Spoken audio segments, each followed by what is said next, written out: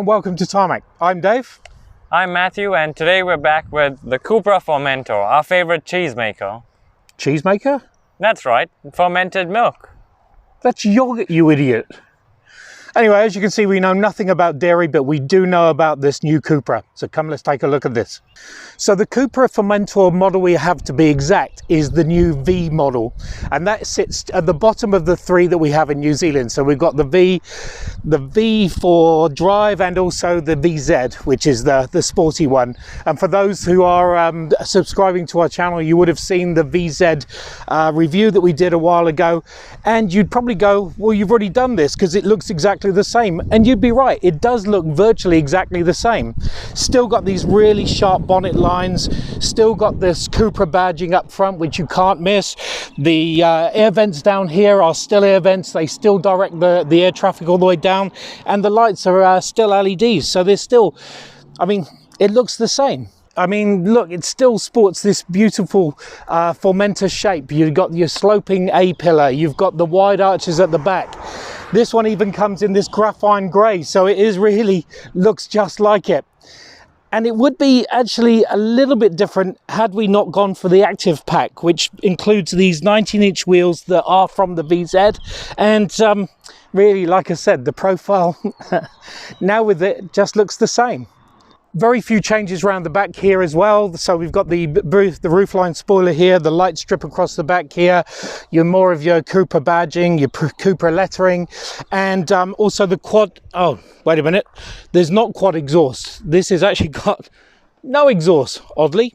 But anyway, this would normally on the VZ have the quad exhaust, which would lead you straight up to what's under the bonnet, which is actually different. So let's look there.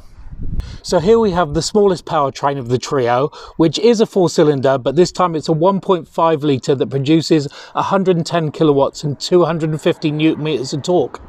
0 to 100 is around 8.9 seconds, but it does sip fuel at around about 5.5 litres per 100 kilometres and emits gases out of those. It's not for exhaust, but around about 149 grams per kilometre. So it is more efficient, but equally, if you're at the lights, this is going to leave you a little bit left behind on, well, particularly against the VZ. Speaking of something that should be left behind, Matthew's inside and he'll show you what's going on with that. Well, leaving me behind might actually improve the fuel economy, but how can you say no to a drive in this Formentor when, you know, there's such lovely materials and seats and stuff like that in here that comes as part of the active pack. So firstly, I'll get to the seats.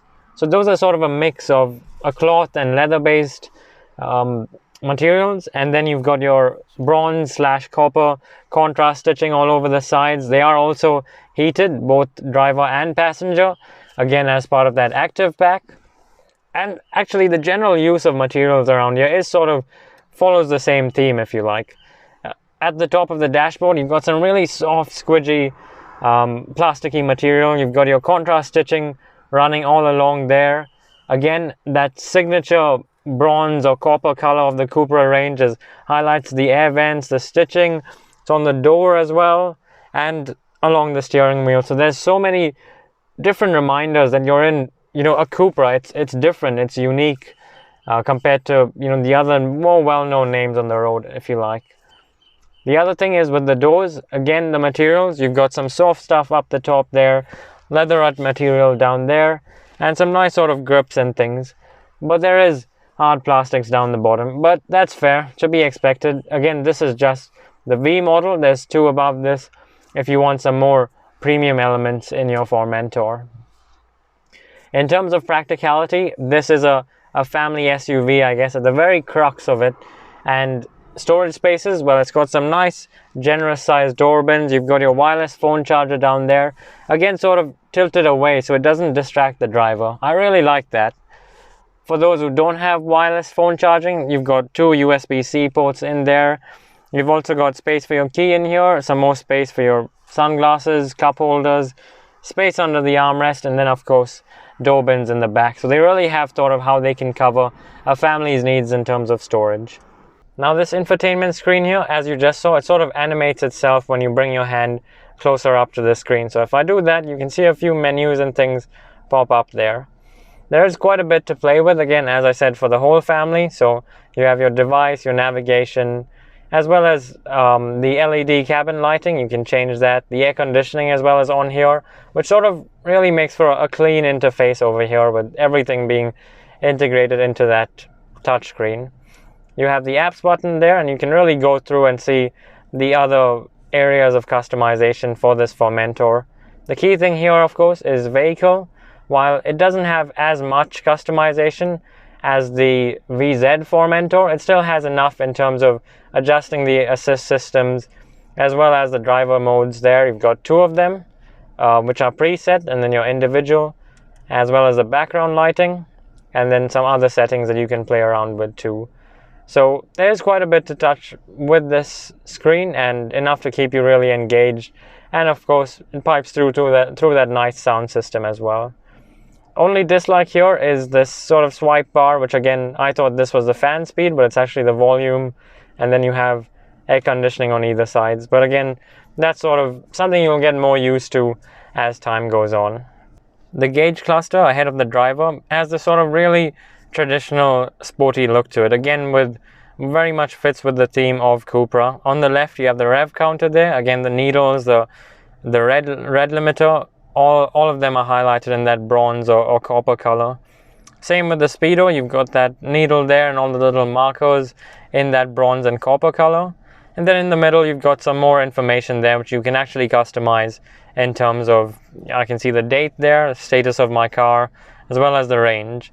And if I take a step back to the steering wheel, I can actually change, using the buttons on here, what I want to see on the various different inside gauges. So I can have my compass or phone, media, and then look at the left side as well.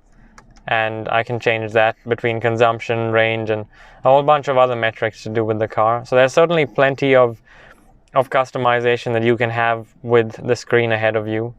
And what I really like about the steering wheel, firstly, is the fact that you actually have physical buttons on either side here. Again, those bronze and copper highlights, very much appreciated. And then, of course, who can forget this lovely sporty steering wheel, leather steering wheel, which is also heated. You've got the contrast stitching there and the flat bottom for that proper Cupra sport feel. I'll draw your attention back down to the middle here, where we have this little stubby thing, which I always find a little bit funny, but that anyway controls the 7-speed dual clutch gearbox. You can see the different shortcuts there, and of course P is just a button now, so that's something new. The other key thing to highlight here, and something that I really love about Cupra, is that red pulsating engine start-stop button. It's sort of a heartbeat. It's inviting you to really press that and go on a spirited drive. So I think we should do that now. Okay, so the V has got the looks of the VZ, or the Formentor VZ, but does it have the oomph? And quite frankly, no.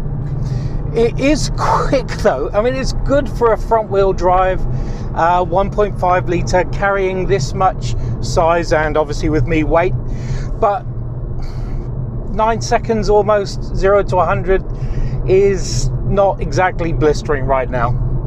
I mean, it's got roughly, I think, something like half the power of what the VZ has, but for what it does have, it's still pretty impressive in terms of the handling. It may not be fast, certainly, but I know that Dave's been going around these country roads treating it like it's a VZ, and it's still keeping up well.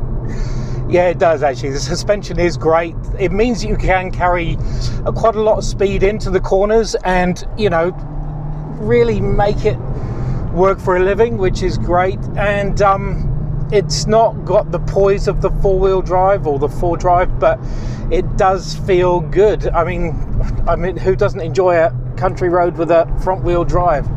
Great stuff. That's right, and it's very much part of the Cupra brand. Is that, I don't know, would you say philosophy of being not rowdy, but sort of sporty and enjoying this style of driving, and very much that attitude that comes with it. And I think it's still a true Cupra, and you still look at this on the road and think, to most people, they look at it and think, wow, what's that? But to us, we know it as a Cupra, and something a bit more unique than your regular run-of-the-mill crossover SUV. Yeah, and again, I think I go back to the same thing. The looks-wise, apart from the quad exhausts, you really wouldn't really know this is any different. And so for those that want, I mean, a very good sporty SUV sized hatchback thing, I mean, it's great. 48 grand or 49 grand for this is a bargain as far as this vehicle goes. I think the other thing that's a must do with this car is definitely you need to have the active pack on it, because for that extra, I think it's 2,500 New Zealand dollars, it brings with it, you know, the upgraded wheels, the seats, the steering wheel. There's a lot of luxury upgrades that come with it, and I think for not much money as an add-on, it really makes a world of difference in here and to the looks as well. Absolutely. And you know, it has the looks, has the fun drive as well. Bring on the corners.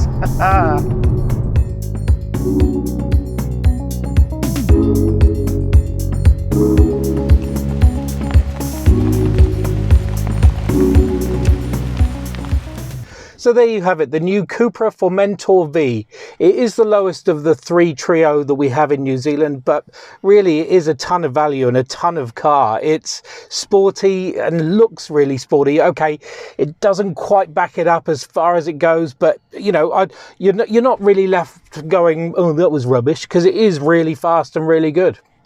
Absolutely right. And I think really to complement this car even further, you really do need that active package to make it that much more nicer to be in and to look at too. Absolutely. Maybe you could do with an active package. Anyway, thanks for watching. Make sure you subscribe. It will be around here somewhere, and we'll see you on the next one. See ya.